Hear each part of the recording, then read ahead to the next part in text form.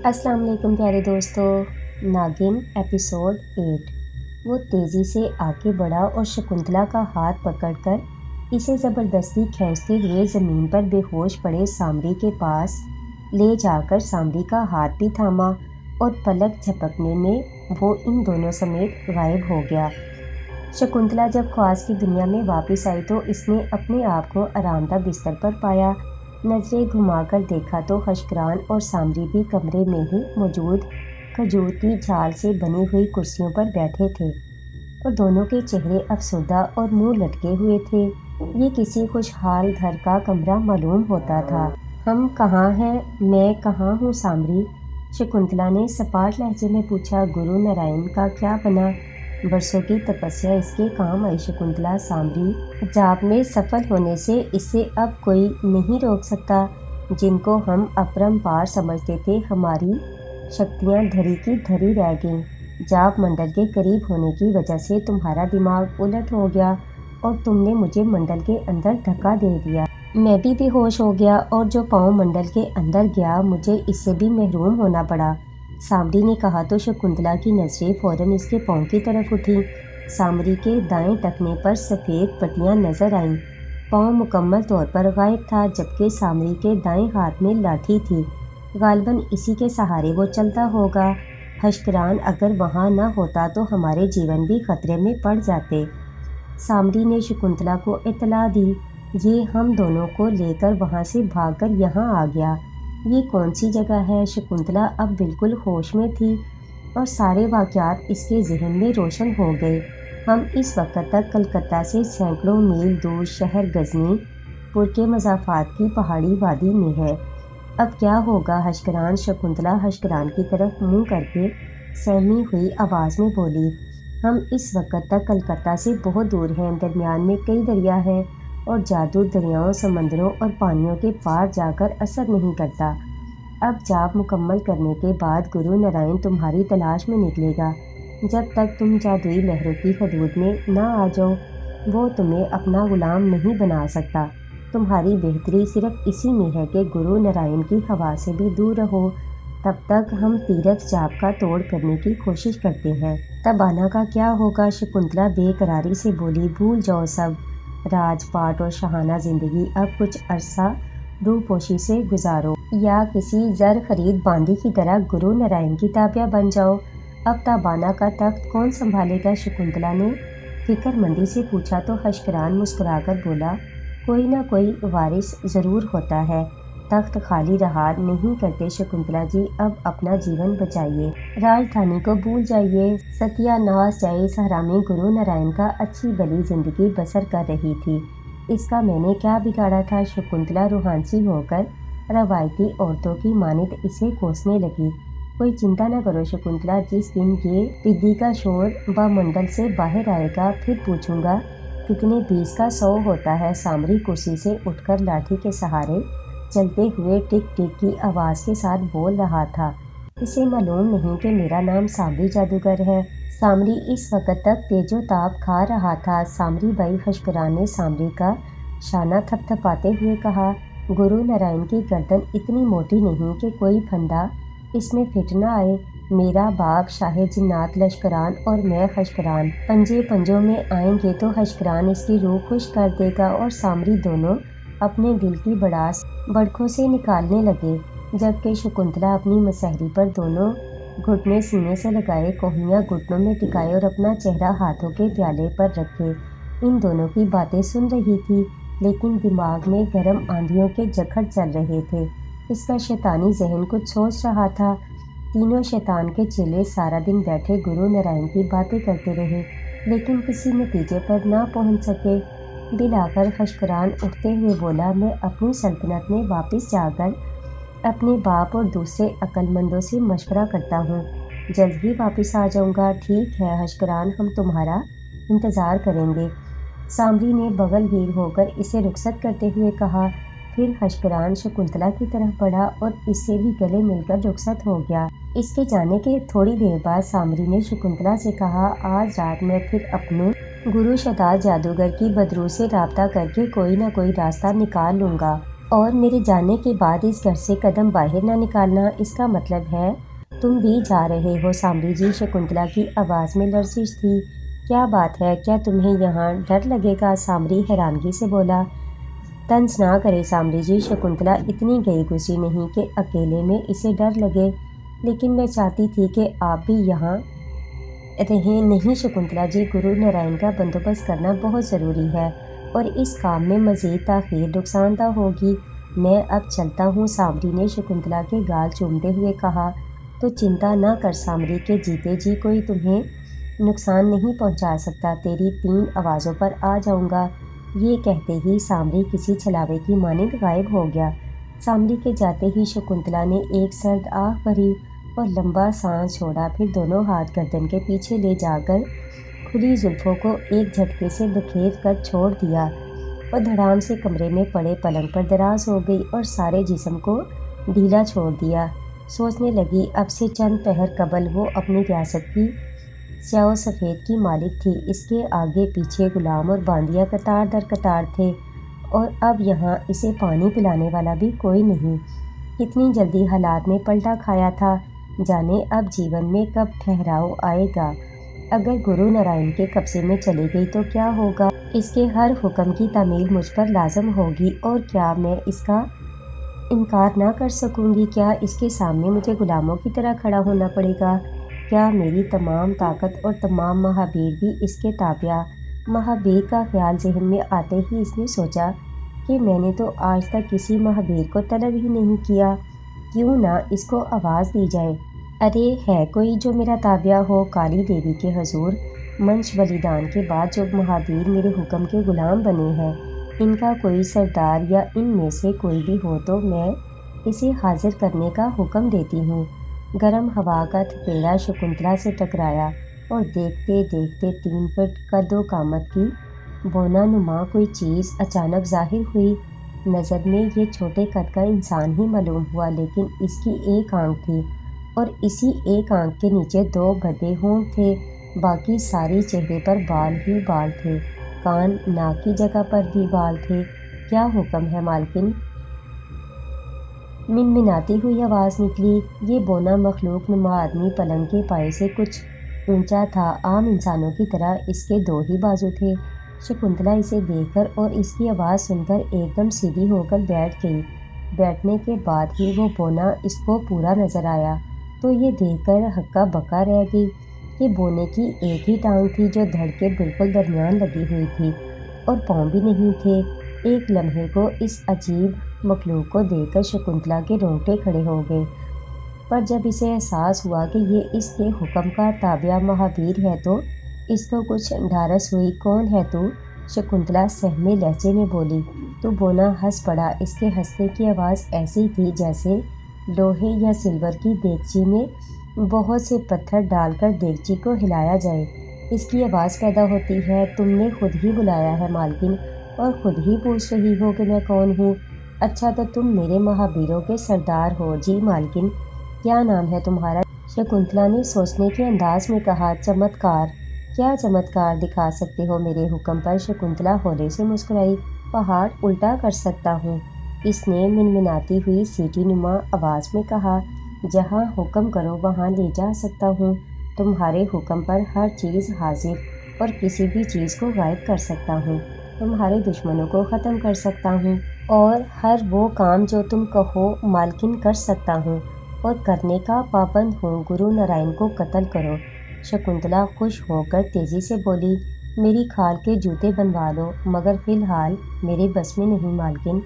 گرو نارائن تیرتھ جاپ کر کے منڈل سے باہر آنے والا ہے، اب تو بھی اس کے حکم کی غلام ہوگی۔ میری کیا اوقات ہے؟ چل دفان ہو جا بد شکل، بکواس کیے جا رہا ہے، شکنتلا نے کہا تو چمتکاریوں اپنی جگہ سے غائب ہوا جیسے واقعی کسی نے چمتکار دکھایا ہو۔ چمتکار کے جانے کے بعد شکنتلا کا جی بھر آیا۔ اسے اب حالات پلٹنے کی توقع نہیں تھی۔ وہ ایسے بمر میں آ پھنسی تھی جہاں اس کے مہابیر بھی بے بس تھے اور خشگران، اور سامری بھی۔ وہ بے اختیار رونے لگی، تکیے پر سر رکھے کتنی دیر اپنی بے بسی کا رونا روتی رہی، نہ جانے پھر کب آنکھ لگ گئی۔ پرندوں کے چہچہانے سے اس کی آنکھ کھلی۔ کھڑکیوں اور روشندانوں سے صبح کی روشنی نور کی شکل میں کمرے کے اندر آ رہی تھی۔ شکنتلا رات بھر کی نیند کے بعد تر و تازہ ہو چکی تھی۔ اس نے ایک توبہ شکن انگڑائی لی اور اٹھ بیٹھی۔ ٹھنڈی ٹھنڈی ہوا خوشگوار ریت کا احساس پیدا کر رہی تھی۔ اچانک ایک خیال شکنتلا کے ذہن میں چھپاکے کی طرح پیدا ہوا کہ یہ کون سی جگہ ہے اور اس گھر کے ارد گرد کا منظر کیا ہے؟ یہ کس کا گھر ہے؟ کل سارا دن تو انتہائی پرانگدہ تھا، جس کی بنا پر ایسی باتوں پر دھیان نہ آیا تھا۔ وہ اٹھی اور اپنا بھاری بھرکم لباس گھسیٹتے ہوئے کھڑکی کے پاس آئی۔ باہر دور تک ایک وادی کا منظر تھا۔ یہ ایک سرسبز وادی تھی، ہر طرف سبزہ اور ہریالی خوبصورت منظر پیش کر رہی تھی۔ دور ایک ندی یا دریا بہتا ہوا نظر آ رہا تھا، اس سے بھی پرے پہاڑ نظروں کو بھلے محسوس ہو رہے تھے۔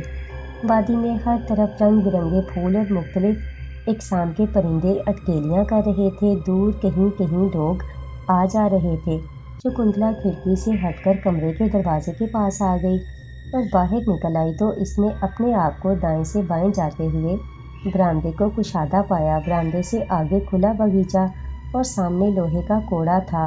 پورے مکان کے گرد دیوار تھی۔ اب اس نے پورے مکان میں گھوم پھر کر دیکھا تو پتہ چلا کہ یہ 3 کمروں پر مشتمل مکان تھا۔ ایک چھوٹا باورچی خانہ اور ایک نہانے کا کمرہ تھا۔ پورے گھر میں نہ تو کوئی ذی روح موجود تھا اور نہ ہی اس کے گھر کے آس پاس قریب میں کوئی دوسرا مکان تھا۔ کھلی فضاؤں میں یہ اکیلا مکان خاصا خوبصورت بنایا گیا تھا، البتہ دور کہیں کہیں گھر اور لوگ شکنتلا کو نظر آ رہے تھے۔ شکنتلا واپس کمرے میں آ گئی۔ شکنتلا کو اس وقت شدید بھوک پیاس محسوس ہوئی تو اس نے ایک سرد آہ بھری اور سوچا، کل تک میرے آگے پیچھے باندیاں کنیزیں پھلوں کے مشروب اور کھانے کا سامان تیار کر کے رکھتی تھی، اور آج میں ایک طرح سے اس گھر میں قید ہوں۔ سامری نے جاتے جاتے مجھے یہاں سے باہر نکلنے پر پابندی لگا دی ہے، کیوں نہ چمتکار کو بلاؤں؟ اس نے سوچا اور ذہن میں چمتکار کا نام دہرایا تو فوراً ہی اسے گرم ہوا کا تھپیڑا لگا اور پھر چمتکار اپنے مکمل مکرو وجود کے ساتھ حاضر ہو گیا۔ کیا حکم ہے مالکن؟ تم نے مجھے کیوں یاد کیا؟ شکنتلا نے اسے نظر بھر کر دیکھا اور بولی، بد شکلے، مجھے تم کہتا ہے ادب سے مخاطب کیا کر۔ جی بہتر مالکن، چمتکار نے شرمندہ ہو کر نظر جھکا دی۔ مجھے انسانی خون چاہیے، زندہ انسان اور اس کا خون۔ شکنتلا نے ہوس بھری نظروں سے اسے دیکھ کر کہا۔ اسے اس وقت خونی پیاس تھی۔ زندہ انسان تو اس گھر میں بھی موجود ہے مالکن، چمتکار نے کہا۔ کہاں؟ شکنتلا حیران ہو کر بولی۔ باہر باغیچہ میں سیب لگے درخت کے تلے اس گھر کے مکینوں کو خشکران نے قید کر دیا ہے۔ حکم کریں تو نکال لاؤں؟ ہاں ہاں جلدی کرو، مجھے بھی دکھاؤ۔ چلو، شکنتلا نے اسے حکم دیا تو چمتکار ایک ٹانگ پر پھدک کر باہر کی طرف جانے لگا۔ شکنتلا اس کے پیچھے پیچھے چلنے لگی۔ باغیچے میں سیب کے درخت کے پاس پہنچ کر چمتکار رک گیا اور ایک جگہ کھڑا ہو گیا، پھر زور سے ہوا میں اچھلا اور زمین پر گرا تو یکدم وہاں سے ساری مٹی ہٹ گئی اور کافی نیچے سلاخوں والا بڑا سا پنجرا نظر آیا۔ چمتکار نے ایک ہاتھ سے سلاخ پکڑی اور یوں پنجرے کو اوپر اٹھایا جیسے ہلکی پھلکی ٹوکری ہو، اور پنجرا کو باہر زمین پر رکھ دیا۔ پنجرے میں 2 نوجوان لڑکیاں، ایک ادھیڑ عمر مرد اور ایک جوان سال مرد تھا۔ چاروں خوفزدہ تھے اور چمتکار کی شکل دیکھ کر مزید خوفزدہ ہو گئے، البتہ خوبصورت شکنتلا کے چہرے پر مسکراہٹ دیکھ کر ان کی جان میں جان آئی۔ یہ زمین کے اندر زندہ کیسے تھے؟ اس نے چمتکار سے سوال کیا۔ یہ خشکران کا کمال ہوگا، چمتکار بولا۔ چمتکار، 5 کرسیوں کا بندوبست یہیں باغیچے میں کرو اور ان سب کو پنجرا سے باہر نکالو، اور سنو، ان میں سے کوئی فرار نہ ہونے پائے۔ شکنتلا نے حکم دیا اور لمحوں میں پنجرا غائب اور کرسیاں حاضر ہو گئیں۔ بیٹھو۔ شکنتلا چاروں کو حکم دے کر خود بھی بے نیازی سے بیٹھ گئی۔ دونوں لڑکیاں اور مرد صورتحال سمجھنے سے قاصر تھے، تاہم شکنتلا کے پر اعتماد حکم کو نظر انداز نہ کر سکے اور بلا چوں چراغ کرسیوں پر بیٹھ گئے۔ کھانے پینے کا بندوبست کرو، چمتکار۔ اور پلک جھپکنے میں کرسیوں کے درمیان ایک میز پر انواع اقسام سبزیاں، روٹیاں اور بنے ہوئے مرغ مسلم نظر آئے۔ کھانے میں سے ایسے بھاپ نکل رہی تھی جیسے ابھی ابھی چولہے سے اترے ہوں۔ کھاؤ، شکنتلا نے زلفیں جھٹک کر سب کو حکم دیا۔ اور خود بھی خاموشی سے پیٹ پوجا کرنے لگی۔ ڈرتے ڈرتے چاروں انسان کھانے لگے اور تھوڑی دیر بعد خاصی رفتار سے کھا رہے تھے۔ گزشتہ دن سے بھوکے تھے شاید۔ کھانے کے بعد سب خوفزدہ انداز میں اپنی جگہ پر ہی بیٹھے رہے اور شکنتلا نے باری باری سب کے چہروں کی طرف بغور دیکھنا شروع کیا۔ ادھیڑ عمر شخص 50 سے اوپر کا معلوم ہوتا تھا اور لڑکا تقریباً 20-22 برس کا لگتا تھا۔ لڑکیاں دونوں 18-19 کی نوجوان تھیں۔ لباس سے سب متوسط طبقے کے معلوم ہو رہے تھے۔ ایک لڑکی کی شکل لڑکے سے ملتی جلتی تھی، غالباً بہن بھائی تھے۔ دوسری لڑکی لڑکے کی پتنی ہوگی، شکنتلا نے اپنے دل میں سوچا۔ کون ہو تم لوگ؟ شکنتلا کرسی کی پشت سے ٹیک لگا کر ادھیڑ عمر مرد کو اشارہ کرتے ہوئے بولی۔ 50 سالہ بوڑھے نے کہنا شروع کیا، میں اپنے بچوں اور بہو کو ساتھ یہاں لے کر رہتا ہوں۔ کل صبح پتہ نہیں کہاں سے ایک آدمی نمودار ہوا اور ہمیں ایک جگہ اکٹھا کر کے کوئی جادو کیا تو ایک پنجرہ میں ہم قید ہو گئے اور پھر پنجرہ اس نے سیب کے درخت تلے دفن کر دیا۔ قبر کے اندھیرے سے آج تم نے ہمیں نجات دلائی۔ ہم تو زندگی سے ہاتھ دھو بیٹھے تھے۔ تمہارا کیا نام ہے؟ شکنتلا نے بوڑھے کو نظر انداز کر کے نوجوان کو اشارہ کیا جو خاصی دیر سے ایک ٹک اسے دیکھا جا رہا تھا۔ غالباً اس نے اتنی خوبصورت لڑکی پہلے کبھی نہ دیکھی تھی۔ جی سلیمان، نوجوان نے جواب دیا تو شکنتلا چونک پڑی۔ اس کا مطلب ہے کہ تم لوگ مسلمان ہو؟ جی الحمدللہ، ادھیڑ عمر شخص نے جواب دیا۔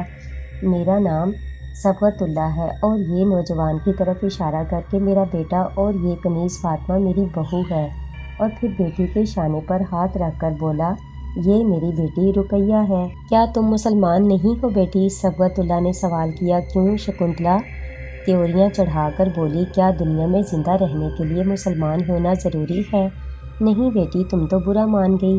میں تو ایسے ہی پوچھ رہا تھا۔ میرا نام شکنتلا ہے۔ شکنتلا دونوں ہاتھ کمر پر رکھ کر کھڑی ہو گئی۔ میں ریاست تابانہ کی ملکہ اور زبردست جادوگرنی بھی ہوں۔ اور یہ بد شکل، شکنتلا نے چمتکار کی طرف اشارہ کرتے ہوئے کہا جو ایک طرف ہاتھ باندھے خاموش کھڑا تھا، میرے قبضے میں وہ غلام ہے جو پہاڑ کو بھی میرے حکم سے ریزہ ریزہ کر سکتا ہے۔ بیٹی کفر نہ بولو، اس کائنات کا ہر کام صرف اللہ کے حکم سے ہی ہوتا ہے۔ ہم تم بس اس کی مخلوق ہیں، اللہ کی مرضی کے بغیر تو پتہ بھی نہیں ہل سکتا۔ بکواس بند کر بڈھے، شکنتلا نے تڑاک سے ادھیڑ عمر کے منہ پر تماچا رسید کر دیا تو نوجوان سلیمان اپنی جگہ سے اٹھ کر تیزی سے شکنتلا کی طرف جھپٹا، لیکن اس سے قبل کہ وہ شکنتلا تک پہنچتا، چمتکار نے اس کی طرف انگلی سے اشارہ کر دیا اور سلیمان اپنی جگہ پر جم گیا۔ میں صرف کالی ماتا اور ناگ دیوتا کو مانتی اور جانتی ہوں، جن کی نوازشوں سے میری شکتیاں اپرمپار ہیں اور جن کے کارن سے شکنتلا بے پناہ طاقتور ہے۔ اللہ کے سوا کوئی طاقتور نہیں جادوگرنی، تمہاری سب طاقتیں عارضی اور شان و شوکت دکھاوے کی ہے، اللہ پاک سب سے بڑا ہے۔ میں اپنے آپ کو ہی بڑا کہتی ہوں۔ شکنتلا دونوں ہاتھ کولوں پر رکھتے ٹہلنے لگی اور بولی، مجھے اپنے سامنے ساری دنیا کے لوگ بونے لگتے ہیں۔ بات کردار کی ہوتی ہے شکنتلا، وگرنہ قد میں تو انسان سے سایہ بھی بڑا ہوتا ہے۔ جو جتنا اعلیٰ طرف ہوتا ہے اتنا ہی بڑا ہوتا ہے۔ تمہیں تو بزرگوں سے بات کرنے کی بھی تمیز نہیں۔ بوڑھے کی بیٹی رقیہ تحمل سے بولی، تمہیں بدتمیزی کا مزہ ضرور چکھاؤں گی۔ شکنتلا پورے جلال سے بولی، چمتکار جی مالکن، ان سب کو میرے کمرے میں بے بس کر کے پہنچا دو۔ جو حکم مالکن۔ اور شکنتلا پورے غرور سے کمرے کی طرف چل دی۔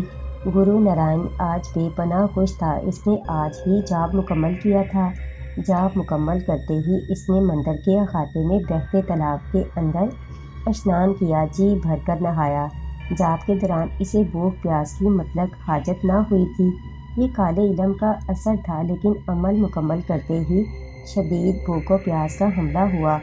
اس وقت رات کا آخری پہر چل رہا تھا جب وہ اشنان سے فارغ ہوا۔ اس وقت کلکتہ شہر کے تمام خورد و نوش کی دکانیں وغیرہ بند تھیں، لیکن بھوک تو بھوک تھی، وہ بھی کئی ماہ کی۔ گرو نارائن سے برداشت نہیں ہو سکا اور وہ کھانے کی تلاش میں مندر سے باہر آ گیا۔ تمام گلیاں اور بازار ویران تھے۔ وہ تیزی سے کھانے کے طباخ کی تلاش میں ایک طرف چلتا جا رہا تھا۔ چلتے چلتے آبادی ختم ہونے لگی اور اب کچی آبادی جو خستہ مکانوں اور جھونپڑیوں پر مشتمل تھی شروع ہو چکی تھی۔ مشرق کی طرف سے روشنی کی ہلکی سی لکیر پیدا ہو چکی تھی۔ کچی آبادی میں چلتے چلتے اسے بازار کے آخری کونے پر ایک جھونپڑا دکھائی دیا جو شاید صبح نزدیک ہونے کی وجہ سے ابھی ابھی کھل رہا تھا۔ قریب پہنچا تو نہاری کی خوشبو نتنوں میں آئی تو گرو نارائن بے قابو ہونے لگا۔ وہ ہوٹل کے باہر رکھے بڑے چارپائے پر بیٹھ گیا۔ جھونپڑے کے پچھلی طرف تندوری تھی کیونکہ وہیں سے گرو نارائن کو تازہ کلچوں کی خوشبو آ رہی تھی۔ جی صاحب، طباخ کا گندا سا بیرا شانے پر رومال رکھے حاضر ہو گیا۔ بھوجن لاؤں؟ گرو نارائن بے صبری سے بولا۔ ابھی لایا صاحب۔ بیرا چلا گیا اور تھوڑی دیر میں نہاری سے بھری پلیٹ اور گرما گرم نان اس کے آگے رکھ دیے جو گرو لمحوں میں کھا گیا۔ اور کلچے لا چھوٹے، گرو نارائن زور سے بولا تو تھوڑی دیر میں وہ پھر 3-4 کلچے اور لے آیا۔ گرو نارائن بے حد بھوکا تھا۔ منٹوں میں نہاری کلچے چٹ کر گیا اور چھوٹے جلدی 10-12 کلچے اور نہاری کی بڑی پلیٹ لا۔ بیرے نے قدرے حیرانی سے دیکھا اور چند کلچے اور نہاری اور لے آیا۔ اب اندھیرا آہستہ آہستہ چھٹنے لگا، تاہم پھر بھی اندھیرا اچھا ہوا تھا۔ ہوٹل کے ارد گرد بھی ہو کا عالم طاری تھا۔ ہوٹل میں بیرے سمیت 3 لوگ ہی تھے اور گاہک بھی صرف گرو نارائن ہی تھا، لہٰذا تینوں شخص گرو نارائن کو بغور دیکھنے لگے جو اب تک کئی افراد کا بھوجن چٹ کر چکا تھا اور اب تک کھائے چلا جا رہا تھا، لیکن گرو نارائن ان کی توجہ سے قطع نظر ہڑپ ہڑپ کر رہا تھا اور ساتھ ساتھ سوچ رہا تھا کہ اتنے کھانے کے پیسے کہاں سے دے گا۔ اس کی تو جیب میں پھوٹی کوڑی تک نہ تھی۔ چلو جو ہوگا دیکھ لیں گے۔ لا بھائی لا، بھوک بڑے زور کی ہے۔ ہوٹل کے ملازم نے مزید 10 کلچے اور نہاری کی پلیٹ بھر کر رکھ دی، لیکن اب ہوٹل والوں کی سٹی گم ہو چکی تھی۔ نہ بھائی نہ۔ بیرا اور مالکن ایک کونے میں کھڑے ہو گئے۔ ادھر گرو نارائن کا پیٹ بھر چکا تھا۔ اس نے بڑا سا ڈکار لیا اور سوچنے لگا کہ اب کیا ہوگا۔ اس نے ادھر ادھر دیکھا تو اس کو ہوٹل کا کوئی آدمی نظر نہ آیا۔ اچانک اسے ایک طرف تینوں افراد سرپٹ بھاگتے نظر آئے۔ گرو نارائن حیرانی سے انہیں بھاگتا دیکھتا رہا۔ وہ حیرت زدہ تھا کہ انہیں کیا ہوا۔ پھر اسے ساری بات سمجھ میں آ گئی کہ ہوٹل والوں نے سمجھا ہوگا کہ منہ اندھیرے یہ کوئی جن وغیرہ آ گیا جو اتنا کچھ کھا گیا، اور ساتھ ساتھ سوچ رہا تھا کہ جاب مکمل ہو گیا ہے، شکنتلا قبضے میں کیوں نہیں آئی۔ ایک بات اور تھی کہ جب وہ منڈل کے اندر تھا تو اسے شکنتلا کی خوشبو آنا شروع ہو گئی تھی، اور جب شکنتلا سامری اور خشکران کے ساتھ جنگ کرنے آئی تھی تو اس وقت اس کی خوشبو شدید تر ہو گئی تھی، لیکن اب گرو نارائن کو شکنتلا کی کہیں خوشبو نہ آ رہی تھی۔ وہ چلتا چلتا کالی کے منڈل میں واپس آ گیا۔ ایک کمرہ جاب سے پہلے اس کے پاس تھا جس کا کرایہ وہ پیشگی دے چکا تھا۔ اس نے تالا کھولا اور آرام کی غرض سے لیٹ گیا۔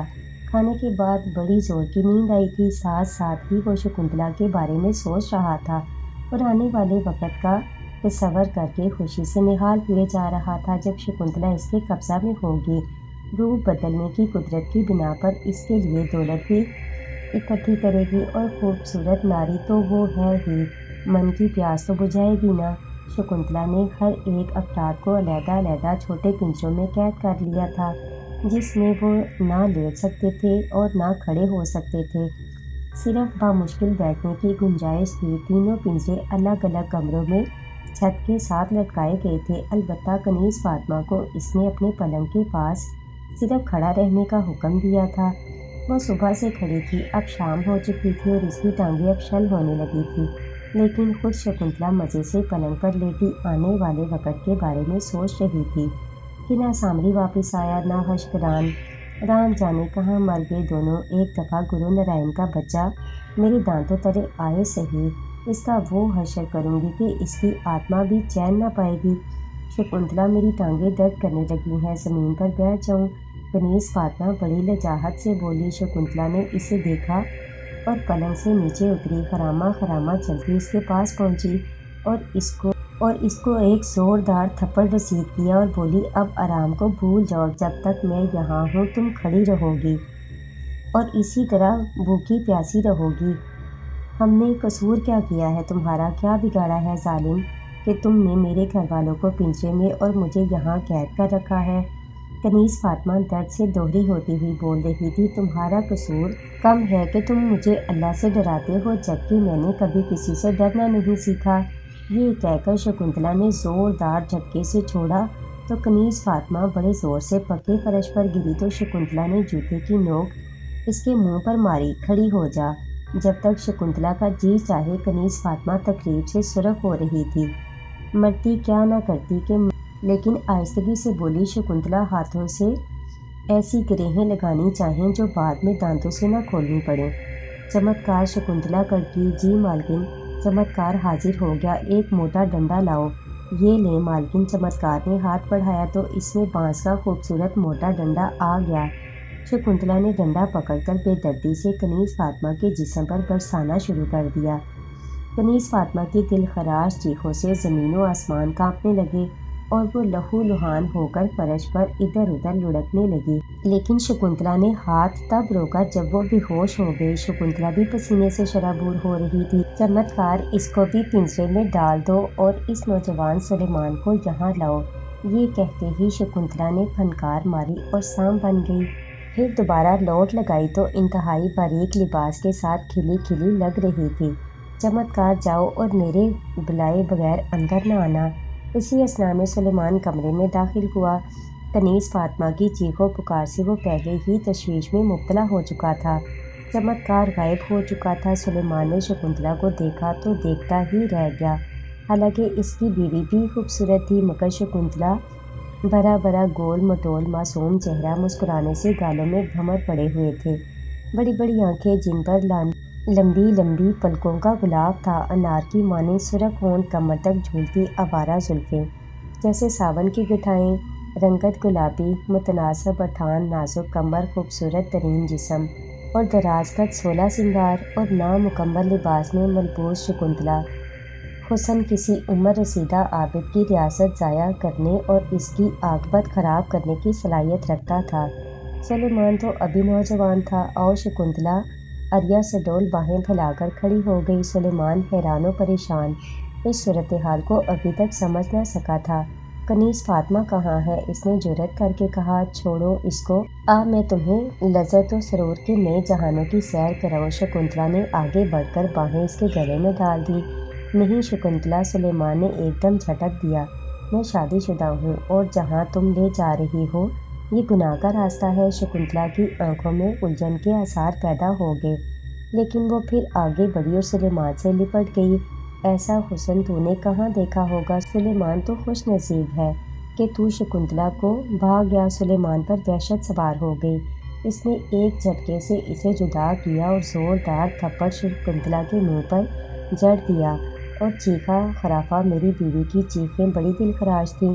وہ کہاں ہے اور تو نے اس پر کیا ظلم کیا ہے؟ پھر اس کے خوبصورت بالوں سے پکڑ کر اسے فرش پر گھسیٹنے لگا۔ میرے باپ کی تو نے بے عزتی کی، اسلام کے بارے میں توہین آمیز کلمات بکتی ہے اور مجھے گمراہ کرنے کی کوشش کر رہی ہے۔ شکنتلا کے لیے یہ سب کچھ بالکل غیر متوقع ثابت ہوا۔ وہ اپنی توہین سے پاگل ہو گئی۔ چمتکار، وہ دھاڑی، جی مالکن۔ چمتکار حاضر ہے، اس کمینے کو الٹا لٹکا ہوا دیکھنا چاہتی ہوں۔ اور سلیمان کو محسوس ہوا کہ کسی نادیدہ قوت نے ٹانگوں کو کھینچ کر اوپر کیا، اب وہ ہوا میں الٹا لٹکا تھا۔ شکنتلا نے کچھ پڑھ کر پھونکا تو اس کے سر کے نیچے شیشے کا بڑا مرتبان آ گیا۔ چمتکار، خنجر پیش کرو۔ فوراً ہی چمتکار نے ایک تیز دھار خنجر پکڑا دیا۔ شکنتلا نے مہارت کے ساتھ خنجر الٹے لٹکے سلیمان کی شارک پر پھیر دیا۔ خون کی تیز دھار مرتبان میں پڑنے لگی۔ سلیمان حرکت کرنے سے قاصر تھا، البتہ اس کی دلدوز چیخوں سے کان پھٹنے لگے۔ وہ ذبح شدہ بکرے کی مانند تڑپنے لگا، لیکن اب شکنتلا پرسکون ہو کر بیٹھ چکی تھی اور اپنی بکھری زلفوں کو ہاتھوں کی انگلیوں سے سنوارنے لگی۔ کچھ ہی دیر بعد ایک بڑے گلاس میں مزے سے خون پی رہی تھی۔ سلیمان کا لاشا ٹھنڈا ہو چکا تھا۔ شکنتلا، اس کا کچھ پتہ نہ چل رہا تھا اور نہ ہی خوشبو آ رہی تھی۔ انہی سوچوں میں ڈوبا ہوا وہ مندر کی سیڑھیاں چڑھتا جا رہا تھا کہ اچانک کسی کے کندھے سے اس کا شانہ ٹکرایا۔ ایک دم گرو نارائن نے اوپر دیکھا تو اسے ایک بھاری بھرکم چہرہ دکھائی دیا۔ یہ ایک بھاری تن و توش کا شخص تھا جس نے صرف ایک دھوتی باندھی تھی، باقی سیاہ کالا جسم بالوں سے بھرا تھا۔ اندر کو دسیں آنکھوں سے وحشت ٹپک رہی تھی۔ مورکھ، وہ شخص بولا، اندھا ہے کیا؟ دیکھ کر نہیں چلتا؟ کیا تمہیں معلوم نہیں کہ ہم کالی ماتا کے استھان کے مہا پنڈت ہیں؟ پرنام کرو ہمیں۔ اس کی بات سن کر گرو نارائن کے ذہن میں بجلی گوندی۔ یہ مہا پنڈت ضرور میری کوئی سہایتا کر سکتا ہے۔ اس نے فوراً ہاتھ جوڑ کر ماتھے کو لگائے اور ڈنڈوت کرنے لگا۔ گرو نارائن کے اس عمل سے مہا پنڈت نرم پڑ گئے اور بولے، کہاں سے آیا ہے؟ تجھے پہلے کبھی ادھر نہیں دیکھا۔ پنڈت جی، میں ہمالیہ کوہ دامن میں واقع ریاست تابانا کا شاہی پجاری اور کالی دیوی کے وہاں کے مندر کا بڑا پجاری بھی ہوں، پرنتو آپ کے سامنے بالغ ہی ہوں۔ آپ کی شہرت اور شکتیوں کی بڑی کیرتن سنی ہے۔ میں آپ ہی کو چرنوں کی راکھ چومنے حاضر ہوا تھا۔ بھگوان کی دیا ہے آپ کے درشن اچانک ہی ہو گئے۔ میں ایک مسئلہ لے کر یہاں آیا ہوں۔ میری بھاونا ہے کہ آپ مجھے تھوڑی دیر کے لیے ملاقات کا شرف بخشیں۔ گرو نارائن نے مناسب موقع جانتے ہوئے بڑی عیاری سے اس کے دل میں نرم گوشہ پیدا کرنے کی پریکشا کی، جس میں وہ سفل بھی ہو گیا۔ آؤ میرے پیچھے مہا پنڈت، یہ کہتے واپس مندر کی سیڑھیاں چڑھنے لگا۔ گرو نارائن بھی سر جھکا کر پیچھے چل دیا۔ سیڑھیاں چڑھنے کے بعد مہا پنڈت بڑے دالان سے گزرتے ہوئے مندر کی پچھلی جانب چل پڑے۔ راستہ میں ملنے والے یاتری، سادھو، پجاری، غرض یہ کہ ہر شخص ان کو جھک کر نمستے کرتا اور مہا پنڈت مٹکے جیسا سر ہلا کر جواب دیتے جاتے۔ کئی لوگ ان کے ساتھ بھی چلنے لگتے۔ مندر کی پچھلی طرف کمروں کی لمبی قطاریں تھیں۔ انہی میں سے ایک کمرہ میں گرو نارائن بھی مقیم تھا۔ ان قطاروں کے درمیان ایک جگہ سے سیڑھیاں نیچے کی طرف جاتی تھیں۔ شروع میں بڑا دروازہ تھا۔ دروازے پر سرکار کی طرف سے مہیا کردہ سینہ پہرے دار تھے، جنہوں نے مہا پنڈت کو جھک کر پرنام کیا۔ تقریباً 30 سیڑھیاں نیچے اترنے کے بعد ایک کھلا ہال آ گیا، جہاں جگہ جگہ پہرے دار تلواریں سونتے کھڑے تھے اور جا بجا داسیاں آ جا رہی تھیں۔ ہال کے دائیں بائیں کناروں پر بڑے بڑے خوبصورت کمرے تھے۔ یہ سب پنڈت پجاریوں کے رہنے کے لیے تھے اور تمام داسیاں ان کی خدمت پر مامور تھیں۔ بالکل سامنے درمیان میں سب سے خوبصورت کمرہ تھا، جس کے پاس پہنچ کر مہا پنڈت نے پہلی بار پیچھے مڑ کر گرو نارائن کو دیکھا اور اس کو اشارے سے قریب بلایا اور اس کے شانے پر ہاتھ رکھ کر بولا، ان سب کمروں میں پجاری پنڈت ہی رہتے ہیں، پرنتو مہا پنڈت ناتھ کے سامنے ان کی کوئی حیثیت نہیں۔ میں جب چاہوں جس کو چاہوں یہاں رہنے دوں یا نکال باہر پھینکوں، بلکہ پوری ریاست کلکتہ میں میرا ہم پلہ پنڈت کوئی نہیں۔ یہاں چاروں اور میرا ہی سکہ چلتا ہے۔ ریاست کا راجا پونم بدری بھی میرے مشورے کو مہان جانتا ہے۔ اپنی باتیں کرتے کرتے لکشم ناتھ گرو نارائن کو لیے دائیں بائیں بنے کمروں کی قطار کے درمیان وسیع ہال کے آخر میں بنے خوبصورت ترین مرکزی کمرے میں داخل ہوا۔ کمرے کو دیکھ کر گرو نارائن حیران ہو گیا۔ اندر سے کمرہ آراستہ تھا۔ یہاں جوتے اتار دو بالغ، مہا پنڈت نے کہا۔ گرو نارائن نے فوراً اس کی تعمیل کی۔ اس نے دیکھا کہ دیوار سے دیوار تک قالین بچھے تھے اور ضروریات زندگی کی ہر چیز موجود تھی۔ کئی ایک حسین و جمیل دیوداسیاں موجود تھیں۔ مہا پنڈت گرو نارائن کو لے کر اس سے بھی اگلے کمرے میں چلا گیا۔ اگلے کمرے میں فرش پر گدے لگے تھے۔ مہا پنڈت ایک گاؤ تکیے کے ساتھ بیٹھ گیا اور گرو نارائن کو بیٹھنے کا اشارہ کیا۔ مہا پنڈت وہ مہان پنڈت ہے جو کسی کو آسانی سے نہ تو مل سکتا ہے اور نہ ملاقات کے لیے راضی ہوتا ہے۔ تو خوش قسمت ہے کہ میں نے تجھے ملنا گوارا کیا، پرنتو اس کا کارن یہ ہے کہ تو ایک ریاست کا شاہی پنڈت ہے اور کالی ماتا کے مندر کا پجاری بھی ہے اور پھر مجھ سے خاص طور پر ملنے بھی آیا ہے۔ گرو نارائن نے شروع سے آخر تک ساری کہانی سنا دی، کیونکہ اسے پتہ تھا کہ یہ نہایت مہان پجاری ہے۔ اس کو جادو گری پر بھی عبور ہوگا۔ شکنتلا کو قابو میں آنے کے اتنے فوائد ہیں کہ یہ فوراً مدد پر راضی ہو جائے گا، اور اگر راضی نہ بھی ہوا تو بھی یہ گرو نارائن کا تو کچھ نہیں بگاڑ سکتا۔ ساری کہانی سننے کے بعد مہا پنڈت نے گہری سانس لے کر گاؤ تکیے کے پاس پڑی ڈبیا سے نکال کر ایک بیڑی سلگائی اور لمبا کش لے کر دھواں چھوڑتے ہوئے بولا، اگر میں تمہاری مدد کروں، جو کہ میں کر سکتا ہوں، تو مجھے کیا فائدہ ہوگا؟ مطلب یہ کہ میں تمہاری کیوں مدد کروں؟ شکنتلا تو تمہارے قبضے میں آئے گی۔ مہا پنڈت کو کیا حاصل ہوگا؟ مہا پنڈت مٹکے جیسے سر کو معنی خیز انداز میں ہلاتے ہوئے بولا۔ شکنتلا قبضے میں آ جائے تو پنڈت جی ہمارے وارے نیارے ہو جائیں گے۔ ہم دونوں مل کر اتنی بڑی شکتی بن جائیں گے کہ کسی کے پاس ہمارا توڑ نہ ہوگا اور ہم دنیا کے امیر ترین لوگ بن سکتے ہیں۔ پھر جیون میں عیش ہی عیش ہوگی۔ اس سلسلے میں تو آپ حضور کو مجھ پر وشواس کرنا ہی ہوگا۔ ٹھیک ہے گرو نارائن، پرنتو اگر تم نے مجھے کوئی ناٹک دکھانے یا زیادہ ہوشیار بننے کی کوشش کی تو یاد رکھ، مہا پنڈت اکیلا ہی سینکڑوں پر بھاری ہے۔ شکنتلا سے جو بھی فائدہ اٹھائیں گے اس میں ہم دونوں ساجھے دار ہوں گے۔ بولو منظور؟ منظور پنڈت جی، گرو نارائن پنڈت کے ہاتھ پر ہاتھ رکھ کر بولا۔ ارے پنڈت جی، چونک کر بولا، میں تمہارے لیے جل پانی کرنا تو بھول ہی گیا۔ یہ کہہ کر وہ اٹھا اور دیوار کے ساتھ لگی لکڑی کی ہتھوڑی کو دیوار پر ابھری ہوئی جگہ پر مارا تو دور کہیں جل ترنگ بج اٹھی۔ شاید یہ گھنٹی بجانے کا طریقہ تھا۔ تھوڑی دیر گزرنے کے بعد ایک چاند چہرہ نمودار ہوا۔ دیو داسی خوبصورت ساڑی میں ملبوس تھی۔ لکشمی، ہمارے مہمان کی خدمت کے لیے کھانے پینے کا سامان لاؤ۔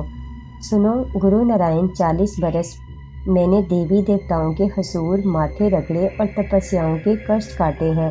میرے قبضے میں بیر اور مہا بیر موجود ہیں جو کہ شکنتلا کی خبر لائیں گے۔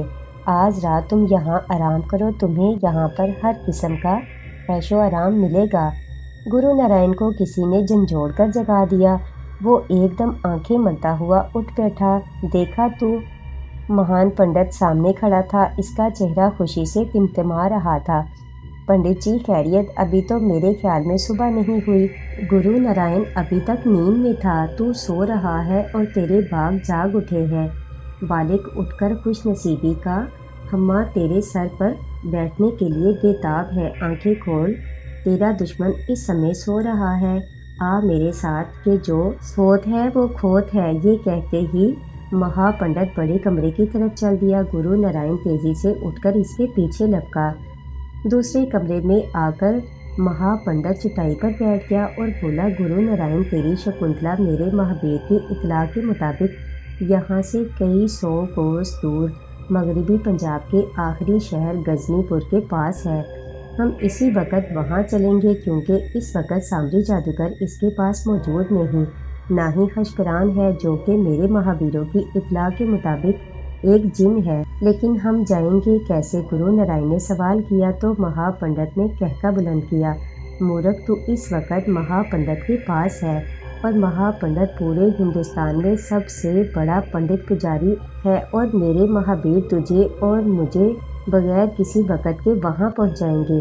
لیکن چونکہ شکنتلا خود مہابیر پر دسترس رکھتی ہے لہٰذا ہمارے مہابیر ہمیں وہاں پہنچانے کے بعد واپس ہو جائیں گے تاکہ شکنتلا کے مہابیر سے ان کی مٹ بھیڑ نہ ہو پائے۔ اس سے کام بگڑ سکتا ہے جب تک کہ شکنتلا اپنے مہابیر سمیت تمہاری تابع نہ ہو جائے۔ سلیمان کا سارا خون پینے کے بعد شکنتلا کو سکون آ گیا۔ اسے اپنے اندر توانائی محسوس ہو رہی تھی۔ اس نے رقیہ اور کنیز فاطمہ کو چمتکار کے ذریعے طلب کیا۔ صبغت اللہ وہیں پنجے کے اندر ہی بھوکے پیاسے درد سے دوہرے ہو رہے تھے اور اللہ پاک سے اپنے گناہوں کی معافی طلبگار تھے۔ انہیں لہو لہان بہو اور پھر بیٹے کی دل خراش چیخوں کے بعد احساس ہو چکا تھا کہ وہ طاغوتی طاقتوں کے گھیرے میں آ چکے ہیں۔ اب ان کا بچ جانا معجزہ ہی ہوگا۔ رقیہ اور کنیز فاطمہ جیسے ہی شکنتلا والے کمرے میں داخل ہوئیں، کمرے کے عین درمیان سلیمان کی لٹکتی لاش دیکھ کر زاروں قطار رونا شروع کر دیا۔ آواز بلند بین کرنے لگی، انہیں شکنتلا سے اتنے بڑے ظلم کی توقع نہ تھی۔ روتے روتے ان کی ہچکیاں بن گئیں لیکن شکنتلا پلنگ کے اوپر تکیے کے ساتھ ٹیک لگائے اپنی خوبصورت بکھری زلفوں سے کھیلتی رہی۔ رقیہ اور کنیز فاطمہ کی آہذاری سے شکنتلا کو احساس طمانینت ہو رہا تھا۔ جب ان کا رونا طویل ہو گیا تو چمتکار نے انہیں ڈرا دھمکا کر چپ کروایا۔ تو نے میرے بھائی کو کیوں مارا ظالم؟ اس نے تمہارا کیا بگاڑا تھا؟ رقیہ نے ہچکیاں لیتے ہوئے کہا۔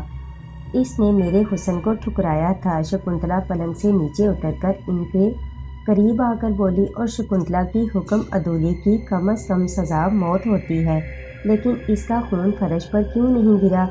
کنیز فاطمہ حیرانی سے بولی، وہ دیکھو۔ شکنتلا نے بڑے فخر سے کمرے کے کونے میں پڑے مرتبان کی طرف اشارہ کیا، جس میں اب بھی کچھ خون موجود تھا، اور یہ دیکھو۔ شکنتلا نے خون آلود بڑا گلاس دکھاتے ہوئے کہا، اس کا خون اب شکنتلا کے پیٹ میں ہے۔ شکنتلا مسکراتے ہوئے بولی تو رقیہ اور کنیز فاطمہ کے رنگ پھک ہو گئے۔ تو چڑیل ہے۔ کنیز فاطمہ پھر رونے لگی، میرے خامند کو کھا گئی تو چڑیل، ہائے میرے بھائی، میرا بھائی۔ رقیہ زاروں قطار پھر رونے لگی، بند کرو یہ اپنے مرثیے، اب اگر تمہاری آواز نکلی تو اسی خنجر کے ساتھ تمہارے پیٹ پھاڑ دوں گی، اور تم دونوں پلنگ کو دائیں بائیں کھڑی ہو کر میری ٹانگیں اور پاؤں دباتی رہو۔ چمتکار جی مالکن، ساری رات ان کا خیال رکھنا، جس وقت ان کے ہاتھ رکیں پوری قوت سے کوڑا ان کے جسم پر پڑنا چاہیے۔ شکنتلا کی ہدایت کے ساتھ ہی چمتکار نے سرعت کے ساتھ 2 کلا بازیاں لگائیں۔ فوراً ہی چمتکار کی شکل لیے 2 مہابیر نمودار ہوئے۔ دونوں کے ہاتھ میں لمبے لمبے چمڑے کے کوڑے تھے۔ شڑاپ شڑاپ کی 2 آوازیں ابھری، اور رقیہ اور کنیز فاطمہ کے جسم پر خونی لکیریں نمودار ہو گئیں۔ نرم و نازک لڑکیاں تکلیف اور آنے والے وقت کا تصور کر کے بید مجنوں کی مانند کانپنے لگی۔ شکنتلا فاتحانہ انداز میں کھلکھلا کر ہنس پڑی، کل صبح تم میں سے ایک کا خون پی کر ناشتہ کروں گی، اور دن کا بھوجن دوسری کے خون سے کروں گی۔ آج تمہارے جیون کی آخری رات ہے، اور ہوگی بھی بڑی تکلیف دہ، لیکن تمہارے لیے میں تو آرام سے سوتی رہوں گی۔ آنے والے وقت کا سوائے اللہ کے کسی کو کچھ علم نہیں کہ کیا ہوگا۔ تم تو کل صبح اور دوپہر کی بات کرتی ہو شکنتلا چڑیل۔ کنیز فاطمہ شکنتلا کی آنکھوں میں آنکھیں ڈال کر بولی، کیا معلوم آنے والی صبح کس کے لیے کیا پیام لاتی ہے؟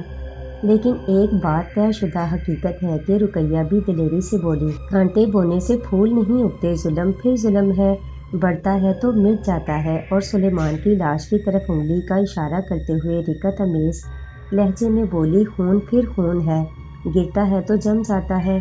قسم پیدا کرنے والی ذات کی، جس کے قبضے میں ہماری، تمہاری اور سب کی جانیں ہیں، تم ہمیں چاہے جو بھی سزا دو، لیکن ہم تمہاری ٹانگیں اور پاؤں نہیں دبائیں گی۔ یہ کہتے ہوئے رقیہ پیچھے ہٹی، اور ساتھ ہی کنیز فاطمہ نے بھی اس کی تکلیف کی، اور اس کے ساتھ ہی شڑاپ شڑاپ کی آوازیں ابھرنے لگیں، اور مہابیر مسلسل کوڑے برسانے لگے۔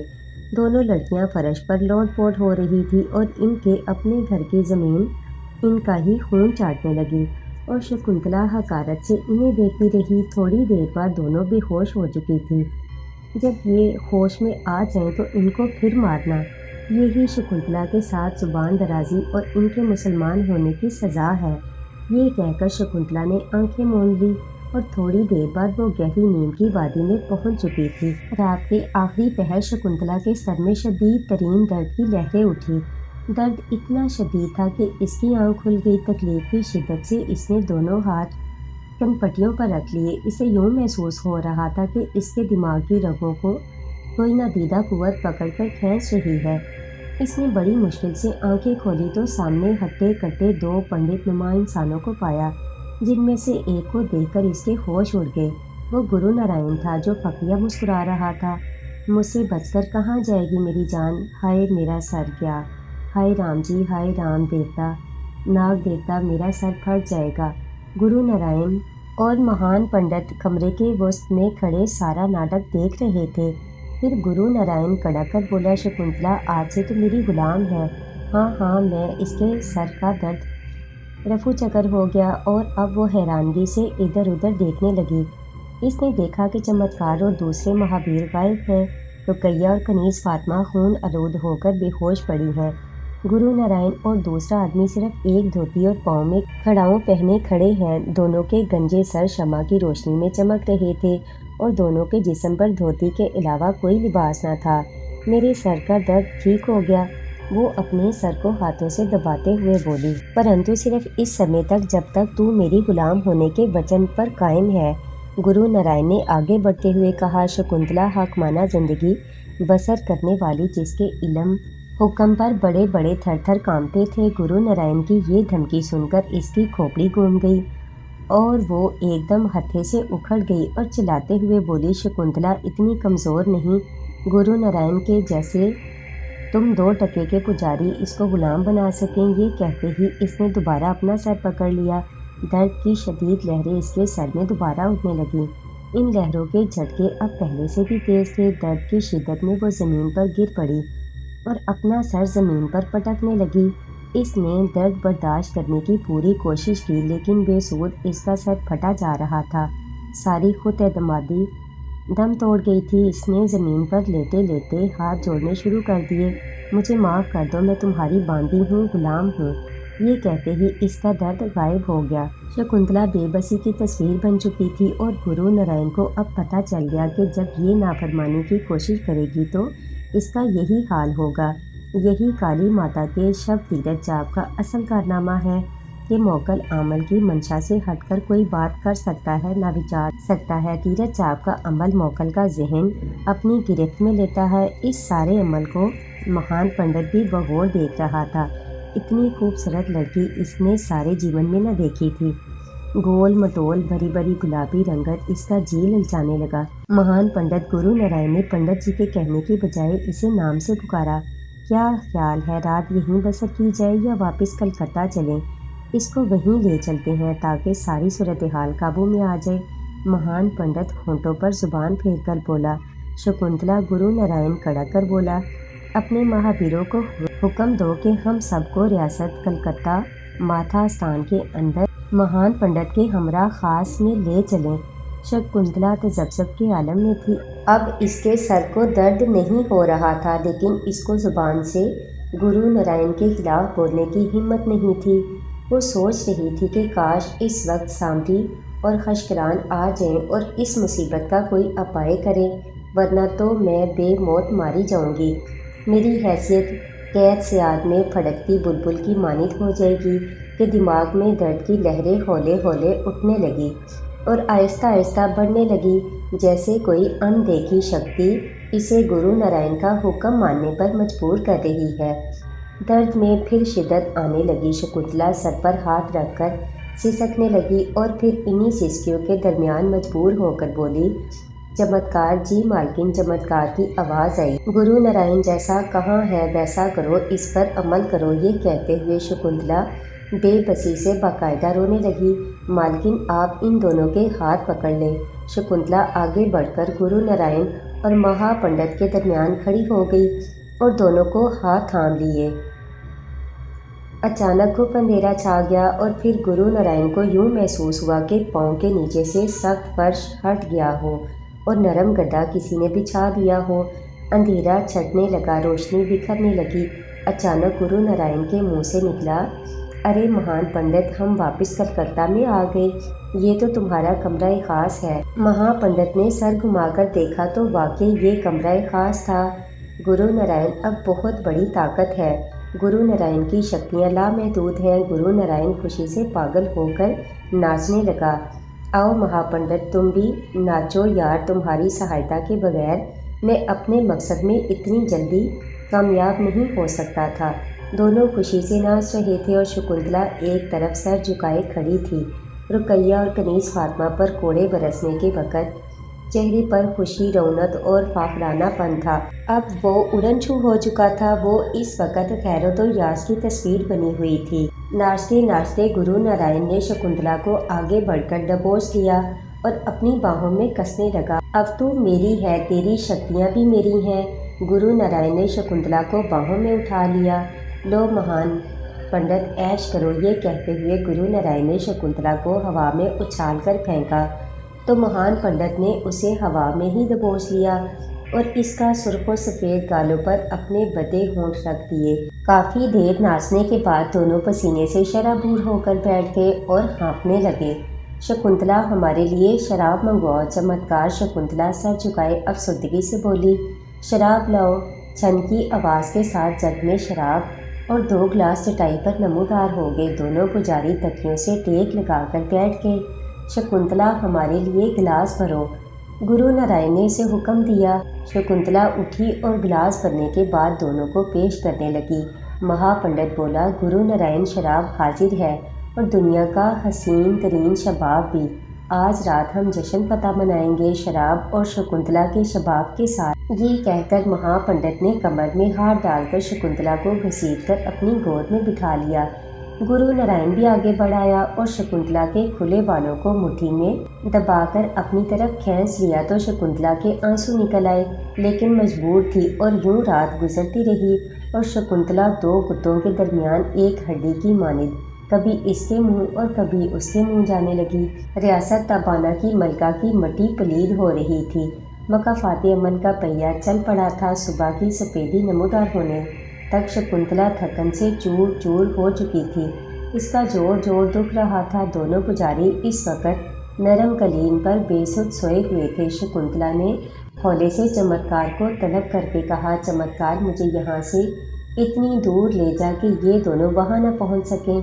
तो चमत्कार सर झुकाकर बोला, मालकिन, अब मैं आपका वही हुक्म मान सकता हूँ जिसकी इजाज़त गुरु नारायण ने आपको दी हो।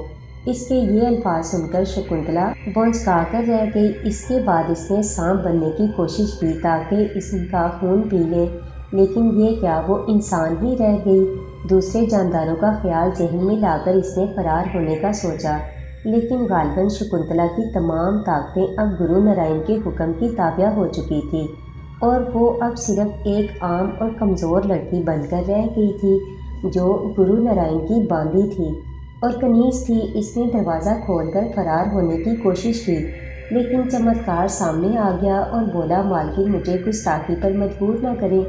आप गुरु नारायण की मर्जी के खिलाफ यहाँ से नहीं जा सकती। शकुंतला का दिल बेइख्तियार भर आया और ऊंची आवाज़ में ज़ारो कतार रोने लगी। इसके रोने की आवाज़ सुनकर गुरु नारायण की आंख खुल गई। शकुंतला को रोते देखकर वो हंसने लगा और बोला, मलकाए आलिया शकुंतला, जिसकी एक अबरुए जुम्बिश पर जिंदगियों के फैसले हो जाते थे, आज रो रही है। इधर आ मेरे पास। लेकिन शकुंतला बैठी मुसलसल रो रही थी। शकुंतला गुरु नारायण ढाड़ा तो शकुंतला एकदम खामोश होकर इसे तकने लगी। मैं तुम्हें हुक्म देता हूँ कि मेरे पास आओ। शकुंतला उठकर बेदिली से चलती हुई इसके पास आ गई। गुरु नारायण भी खड़ा हो गया। जैसे ही शकुंतला इसके करीब आई, इसने फौरन ही इसकी जुल्फें मरोड़कर अपने हाथों में पकड़ ली। शकुंतला ने दर्द की शिद्दत से दोनों हाथ सर पर रख लिए। गुरु नारायण ने हकारत से इसके बाल अपनी मुट्ठी में पूरे जोर से जकड़ रखे थे। बाल गुरु नारायण के हाथ में होने की वजह से शकुंतला का सर झुका हुआ था। गुरु नारायण शकुंतला को इसी हालत में लिए कमरे में कदम कदम चलने लगा। आज के बाद तुझे चंद बातें याद रखनी होंगी। एक तो ये कि तू मेरी गुलाम है, मेरा हर हुक्म पहली आवाज़ पर मानेगी। दूसरी बात, खाना तू इस वक्त खाएगी जब गुरु नारायण चाहेगा। आराम तू मेरी मर्जी से करेगी। सुन ली तूने मेरी बातें? गुरु नारायण इसकी जुल्फों को ज़ोर से झटक कर बोला। जी, शकुंतला की सिसकती हुई आवाज़ निकली। और मुझे सिर्फ आका कहकर मुखातब करेगी। बोल। जी मेरे आका। जी मेरे आका। शकुंतला ने बाल खींचे हुए होने की वजह से शदीद दर्द से लाचार होकर कहा, तू ऐसी कमीनी खसलत औरत है कि जिस राजा ने तुझे पहले बना दी और फिर तेरे साथ शादी कर ली, तूने इसका तख्ता उलट दिया, फिर इसे चीर कर टुकड़े टुकड़े कर दिया। पूरी रियासत ताबाना में तूने जुल्मों बर्बरियत का बाजार गर्म कर दिया। अपने ऐशो आराम की खातिर हज़ारों इंसान तूने बेदर्दी की मौत मरवाए। तेरी सारी बातों का मुझे पता चलता रहता था। दूसरों की तकलीफ़ पर तू खुश होती थी और अब सिर्फ अपने बालों की तकलीफ़ से तेरे आंसू निकल रहे हैं। गुरु नारायण ने इसका चेहरा अपने मुंह के सामने करके कहा। शकुंतला का खूबसूरत चेहरा आंसुओं से तर था और वो सिसकियाँ ले रही थी, क्योंकि इस वक्त इसकी सारी शक्तियाँ मुअत्तल हो चुकी थी और वह बिल्कुल एक आम सी कमज़ोर लड़की थी जिसके बाल एक हट्टे कट्टे मर्द ने पकड़ रखे हों। महापंडित भी जाग चुका था और गुरु नारायण की बातें सुन रहा था। छोड़ो यार गुरु, कोई नाश्ता मंगवाओ। महापंडित ने आवाज़ लगाई तो गुरु नारायण ने इसके बाल छोड़ दिए और महापंडित के पास आकर बैठ गया और बोला, महापंडित, तू इसको नहीं जानता, ये नागिन है। इंसानी खून में गुस्ल करना इसकी ज़रूरत है। इसके अलावा हर वक्त ऐशो इशरत करना। اور انسانوں کو اذیت ناک موت سے ہمکنار کرنا اس کا من پسند مشغلہ ہے۔ اب میں اس کو جیون کا وہ رخ دکھاؤں گا، اس کی نسلیں بھی یاد رکھے گی۔ شکنتلا گرو نارائن نے آواز لگائی۔ جی شکنتلا آنسو صاف کرتے ہوئے بھرائی آواز میں بولی، ہمارے لیے بہترین ناشتہ کا بندوبست کرو۔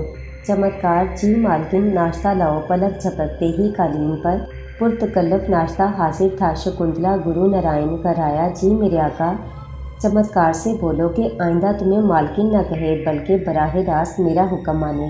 چمتکار، مجھے مالکن نہ کہا کرو بلکہ گرو نارائن میرے آقا کی آواز پر عمل کیا کرو۔ جی اچھا۔ چمتکار، جی میرے آقا، بہت خوب۔ گرو نارائن مسرت سے بولا، ایک کوڑے سے شکنتلا کو خوب مارو لیکن اس کی چیخیں ہمارے سوا کوئی نہ سن پائے۔ یہ حکم سنتے ہی شکنتلا کی آنکھیں خوف سے پھٹ گئیں اور وہ دوڑ کر گرو کے قدموں سے لپٹ گئی۔ معاف کر دو میرے آقا، میں آپ کی باندھی ہوں، میں آپ کا ہر حکم فوراً مانوں گی، مجھ پر دیا کرو۔ لیکن شراب کی آواز کے ساتھ شکنتلا کی چیخ نکل گئی۔ کوڑا اس کے وجود کو سرخ کرتا گیا، درد کی شدید لہر اس کے پورے بدن میں دوڑ گئی۔ گرو نارائن نے اس کی آہوزاری پر قطعاً کوئی توجہ نہ دی اور مہا پنڈت کو مسکرا کر ناشتہ کرنے کا اشارہ کیا اور دونوں تسلی سے ناشتہ کرنے لگے۔ چمتکار سرحد سے کوڑے برسانے لگا۔ شکنتلا کمرے میں ادھر ادھر دوڑنے لگی۔ اس کی دلدوز چیخوں سے کمرہ گونج رہا تھا لیکن اس کی آواز باہر کسی کو نہ سنائی دے رہی تھی۔ وہ بار بار گرو نارائن کے قدموں میں گر رہی تھی، ہاتھ جوڑ رہی تھی لیکن نہ تو گرو نارائن نے کوئی توجہ دی اور نہ چمتکار کا ہاتھ رکا اور شکنتلا اپنے ہی خون میں لہو لہان ہو رہی تھی۔ آج اس کو تکلیف کا باقاعدہ احساس ہوا تھا کہ لوگ درد سے کیوں چلاتے ہیں۔ ناشتہ کر چکنے کے بعد گرو نارائن نے چمتکار کو بس کرنے کا حکم دیا تھا۔ شکنتلا کا تمام لباس پھٹ چکا تھا، سارا جسم زخموں سے چور تھا اور کمرے کے فرش پر پڑی اپنے زخم چاٹ رہی تھی اور بری طرح تڑپ رہی تھی۔ چمتکار، جی میرے آقا، اس کی تکلیف ختم کر دو۔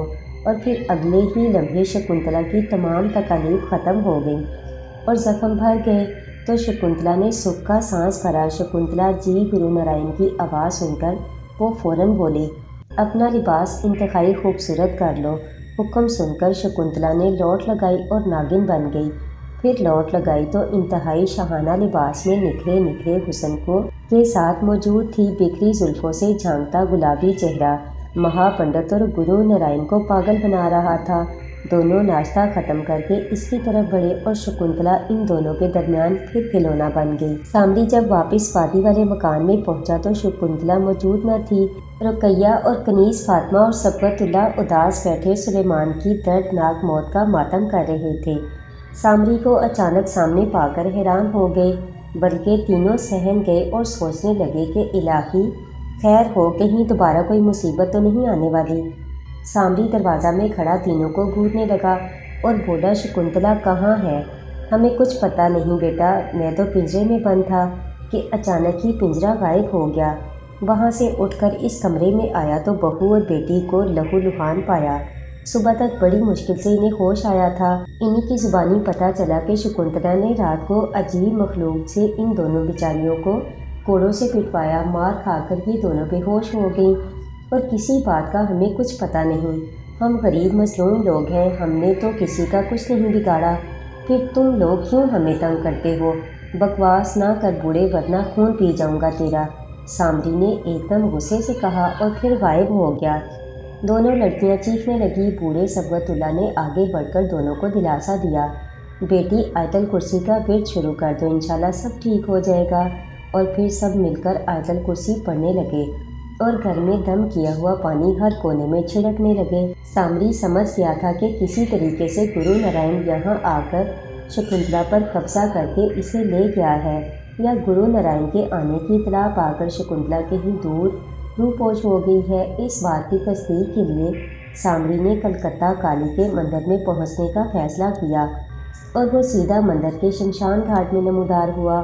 اب اس نے سوچا کہ شکنتلا کی خبر لینی چاہیے۔ رات اس کے گرو کی بدرو نے اسے تاکید کر دی تھی کہ پرائی آگ میں چھلانگ لگانے سے پہلے اس کی حدت کا اندازہ کر لینا، کیونکہ شکنتلا کی محابیب اور دوسری شکتیاں گرو نارائن کی غلام ہو چکی ہیں۔ तो गुरु नारायण के सामने ना जाना, क्योंकि इस तरह सांबरी और शकुंतला के महावीर आपस में टकराएंगे और गुरु नारायण तो ओझल झाप से गायब हो जाएगा। नुकसान या शकुंतला को होगा या फिर सांबरी का। लिहाजा सांबरी ने काली के मंदिर में जाहिर हो दूर से निगरानी करने का फैसला किया। वो तेज तेज कदमों से मंदिर की तरफ चल दिया। मंदिर की सीढ़ियों के करीब आकर इसने एक गेट का जायजा लेना शुरू कर दिया और आहिस्ता आहिस्ता मंदिर की सीढ़ियाँ चढ़ने लगा। जूं जूं सीढ़ियाँ चढ़ता जाता इसके दिल की धड़कन तेज होती जाती।